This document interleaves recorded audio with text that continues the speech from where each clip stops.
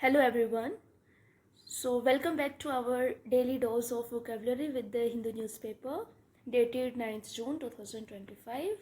So in today's session we will explore some important words from the newspaper and as always I will explain each word with simple meaning, synonym and with the help of examples. So let's begin today's vocabulary journey right away. The first word is raised.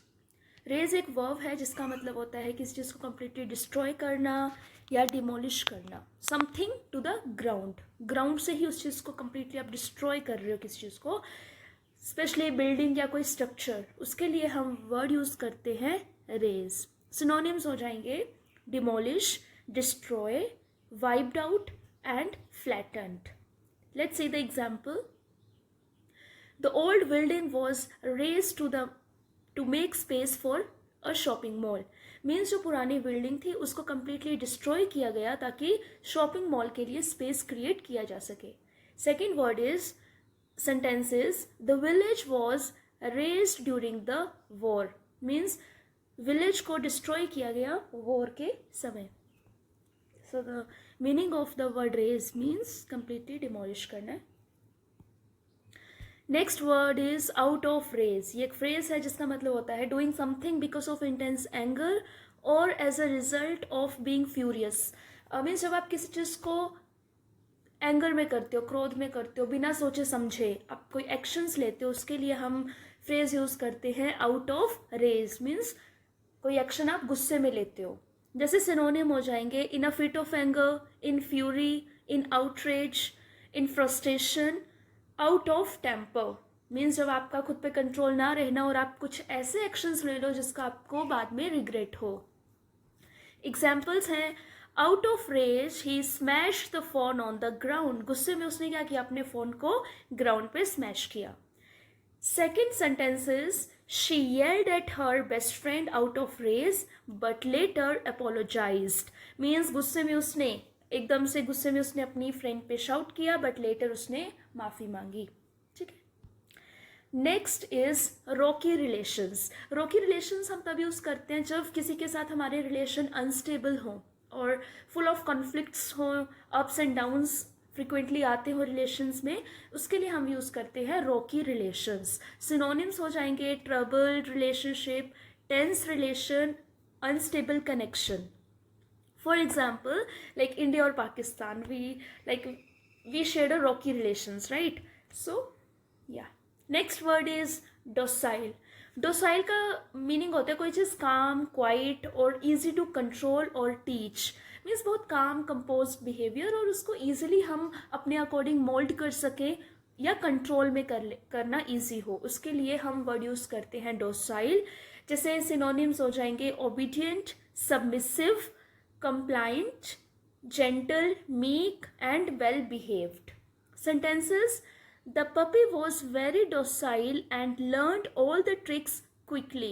जो puppy था वो बहुत docile था, इसीलिए वो जितनी भी tricks थी उसको उसने बहुत जल्दी सीख लिया. मीन्स उसके बिहेवियर को कंट्रोल करना ईजी था.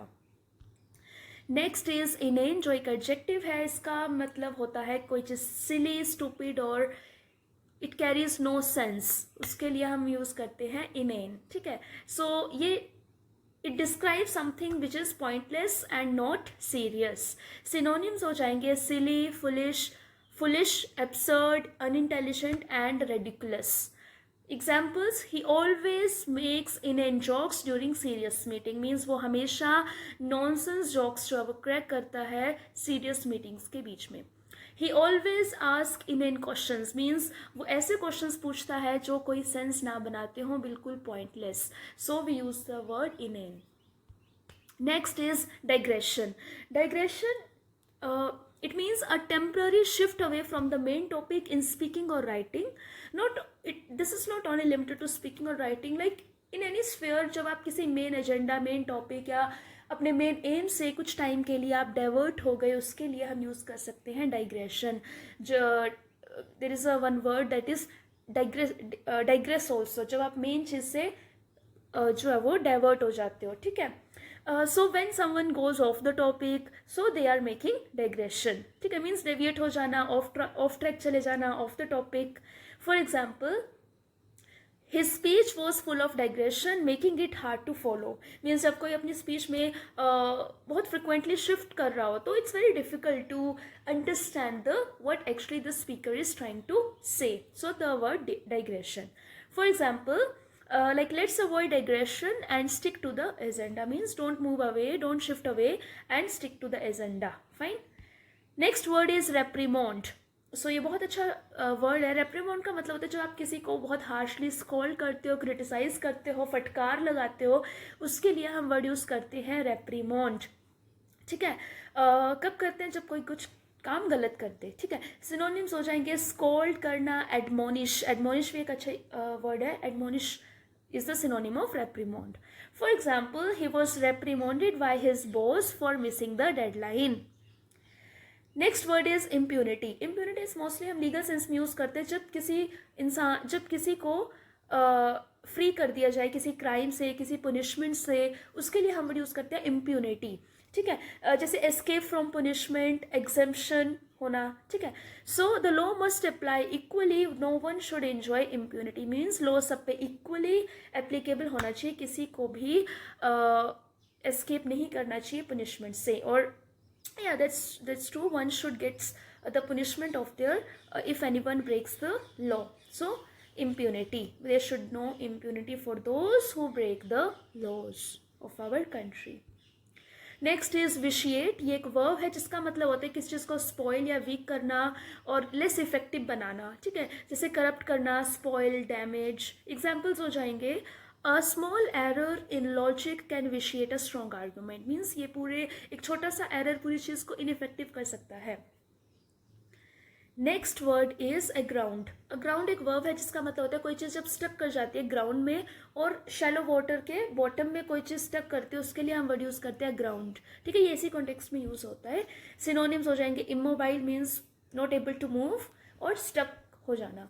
एग्जाम्पल्स हो जाएंगे because of low tide several boats were left aground on the beach. So this is the end of today's video. Thank you for joining today's class, and if you really like it, please don't forget to like, share and subscribe. Thank you so much.